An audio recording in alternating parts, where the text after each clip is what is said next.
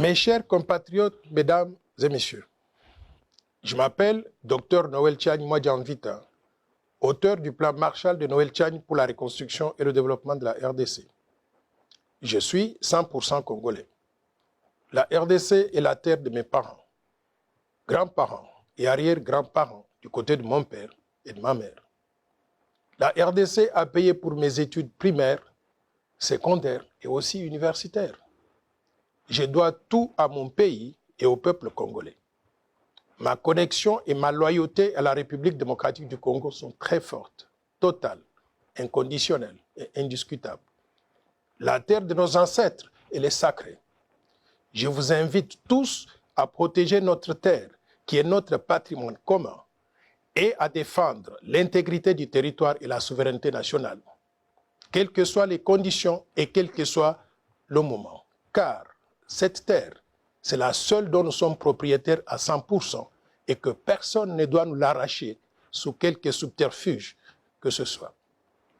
Je voudrais renouveler ma proposition du plan Marshall de Noël Tchagne pour la reconstruction et le développement de la RDC comme étant la vision globale du développement pour pacifier tout le pays, lutter contre les antivaleurs, promouvoir la bonne gouvernance, développer le capital humain, promouvoir l'autosuffisance alimentaire, créer des infrastructures de base, industrialiser et diversifier l'économie nationale, promouvoir un système financier moderne et robuste, restructurer la Banque centrale du Congo en une véritable autorité monétaire et de régulation et doter le pays d'une monnaie nationale crédible tout en mettant fin à la dollarisation de l'économie nationale.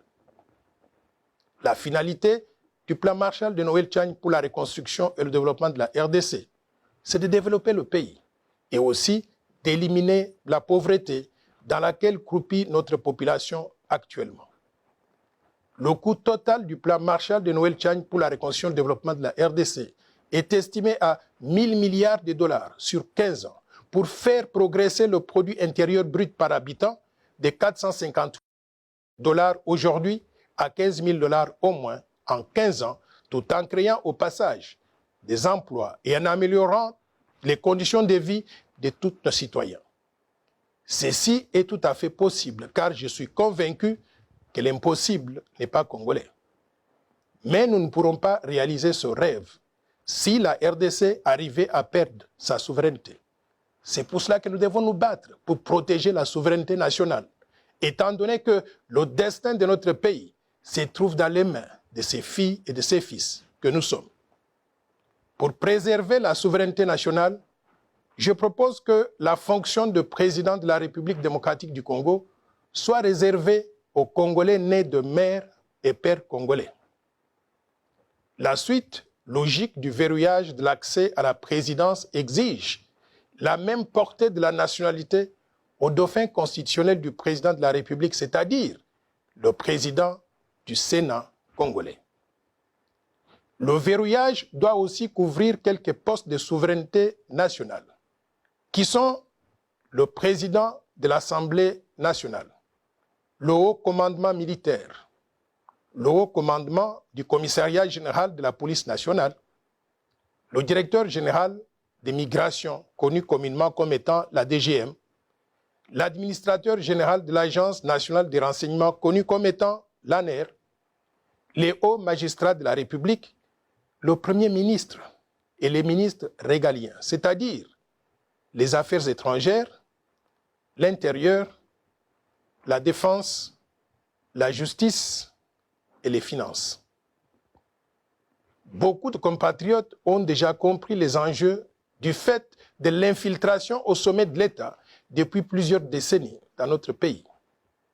Ces compatriotes soutiennent ma position de verrouillage. Mais comme il faut s'y attendre dans une démocratie naissante, quelques compatriotes s'y opposent en avançant comme argument, d'une part, que la loi proposée serait discriminatoire parce qu'elle écarterait une partie des Congolais et certains candidats potentiels aux élections de 2023. Mais d'autre part, qu'il y a des sujets beaucoup plus importants et plus urgents sur lesquels on devrait s'attarder, notamment la misère dans laquelle croupit la population congolaise actuellement. C'est pour faire face à ces questions de pauvreté et de misère que j'ai proposé le plan Marshall dont je venais de vous parler tout à l'heure. Chers compatriotes, mesdames et messieurs, ma proposition de verrouiller l'accès à la présidence de la RDC et aux fonctions très sensibles est importante. Pourquoi? Parce qu'elle porte sur un aspect crucial de la vie de notre pays, l'accession aux plus hautes fonctions de souveraineté nationale. Ma proposition de loi ne porte pas sur les conditions d'acquisition de la nationalité congolaise ou sur les modifications de ces conditions d'acquisition de la nationalité congolaise. Ma proposition ne changerait donc rien quant à la nationalité de ceux qui sont déjà congolais actuellement. Je voudrais vous parler d'un article important de la Constitution qui parle de ces questions de nationalité. C'est l'article 10 de la Constitution de la République qui est très clair au sujet des conditions d'acquisition de la nationalité congolaise. Cet article stipule ce qui suit. La nationalité congolaise est une et exclusive. Elle ne peut être détenue concurremment avec aucune autre. La nationalité congolaise est soit d'origine, soit d'acquisition individuelle. Est congolais d'origine toute personne appartenant aux groupes ethniques dont les personnes et le territoire constituaient ce qui est devenu le Congo, c'est-à-dire actuellement la République démocratique du Congo au moment de l'indépendance le 30 juin 1960. Il y a une loi organique qui détermine les conditions de reconnaissance, d'acquisition, de perte et de recouvrement de la nationalité congolaise. Mes chers compatriotes, mesdames et messieurs, je propose aussi que les révisions prochaines de la Constitution de la République démocratique du Congo permettent aux Congolais ayant acquis des nationalités étrangères de recouvrer la nationalité congolaise d'origine, que personne ne doit perdre. Nous sommes nés Congolais, nous vivons Congolais, nous mourrons Congolais et nous serons enterrés Congolais. La nationalité congolaise, elle est sacrée. Personne ne peut l'arracher à qui que ce soit parmi nous.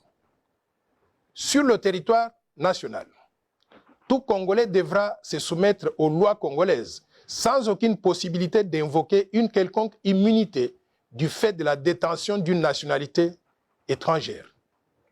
Au vu de l'histoire récente, il sera prudent, à mon avis, d'exclure la double nationalité avec tous les pays voisins de la RDC, et en particulier ceux qui ont eu des velléités d'occupation de la République démocratique du Congo, et ils sont connus. Chers compatriotes, mesdames et messieurs, depuis 1996, les armées du Rwanda, du Burundi et de l'Ouganda ont été rejointes sur le sol congolais par celles de Zimbabwe, de la Namibie, de l'Angola et de tous les pays du monde venus dans le cadre des opérations de maintien de la paix avec la MONUC d'abord et plus tard avec la MONUSCO. Ces soldats étrangers se sont accouplés avec les Congolaises et les Congolais, donnant naissance à des millions d'enfants qui sont tous Congolais d'après la Constitution actuelle. Nous acceptons tous ces enfants comme Congolais et ils ont droit à tout dans notre pays. Sauf que, pour des raisons de souveraineté nationale, nous devons restreindre l'accès à la présidence de la RDC et aux fonctions de souveraineté nationale en les réservant exclusivement aux Congolais nés de mères et de pères eux-mêmes congolais.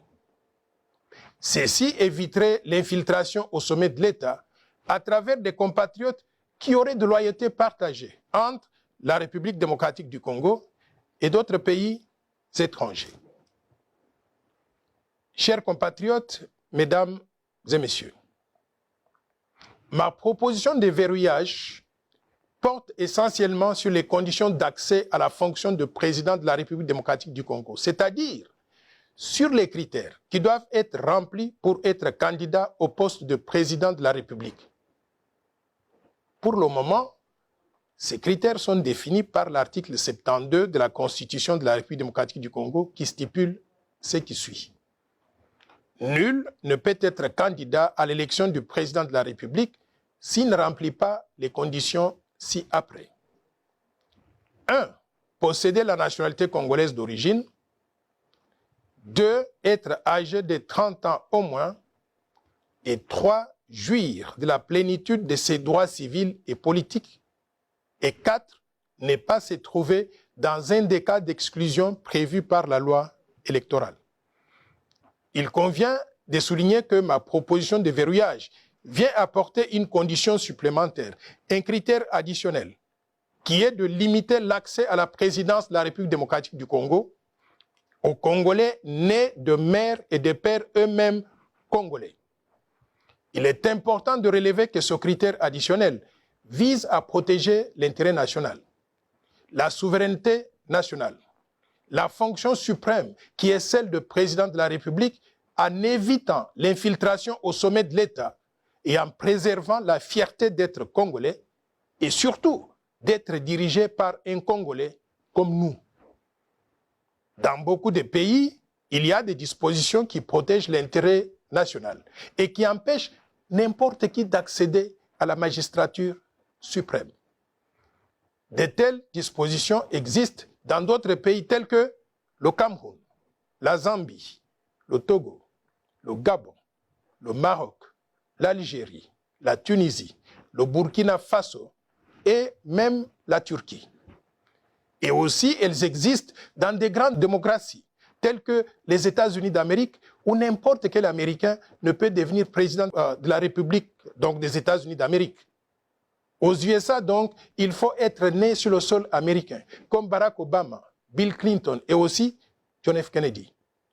Par contre, l'ancien secrétaire d'État Henry Kissinger, l'ancienne secrétaire d'État Madeleine Albright et l'ancien gouverneur de l'État de Californie, Arnold Schwarzenegger, tout en étant tous les trois pleinement des Américains, ils ne peuvent prétendre à la fonction de président des États-Unis d'Amérique. Pourquoi? Parce qu'ils ne remplissent pas un des critères d'éligibilité, c'est-à-dire d'être nés sur le sol américain. Et pourtant, ce sont des personnalités très brillantes. Vous connaissez tous Henry Kissinger. C'était l'un des secrétaires d'État américains les plus distingués. Mais il ne peut pas accéder à cette fonction à cause de cette limitation. Je tiens à préciser que ma proposition de loi est impersonnelle.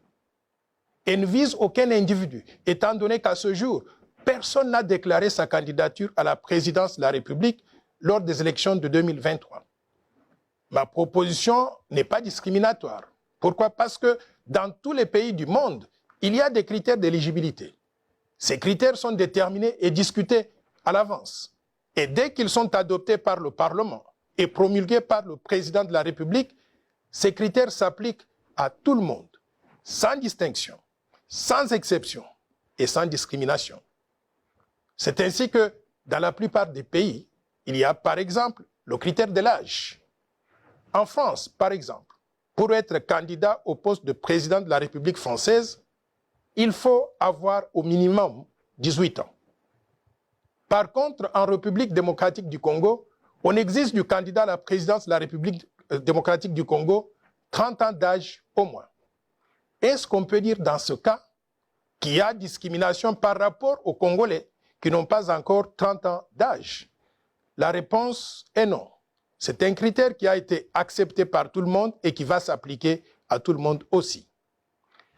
Il convient de noter qu'en République démocratique du Congo, les conditions prévues par la Constitution sont complétées par des critères opérationnels, prévus par la loi électorale numéro 17/013 du 24 décembre 2017, modifiant et complétant la loi électorale numéro 06/006 du 9 mars 2006 portant organisation des élections présidentielles, législatives, provinciales, urbaines, municipales et locales, telles que modifiées à ce jour.